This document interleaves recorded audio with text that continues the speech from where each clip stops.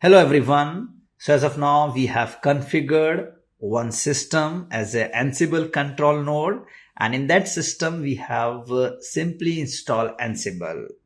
We have also configured two clients, client 1 and client 2, and on both the system, we have modified the SSH configuration file so that we can communicate from our Ansible control node to the clients via username and password. You will understand why I am doing so. Now coming back to our Ansible control node, and here I am going to first edit this file, that is the host file, and in the host file I am going to put the name and IP so that I can communicate with my clients with the name instead of IP. So first you have to provide the IP. So what is the IP? So here we are not using the private VPC. So we have to provide the public IP. So this is my client 1 and this is the public IP. Paste.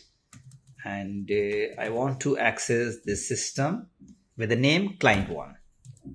Coming back here, this is my client 2. This is the IP of my client 2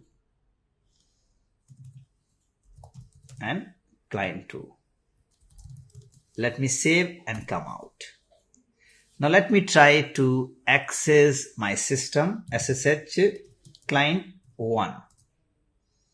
Yes.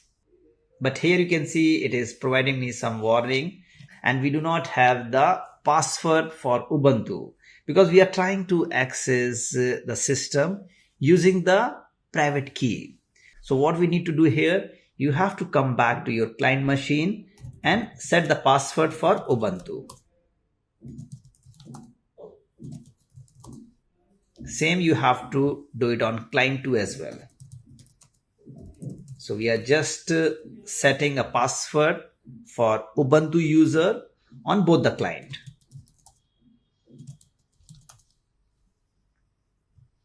Now coming back here, I can see that from Ansible server to my client 1 or client 2, I am able to access using username and password.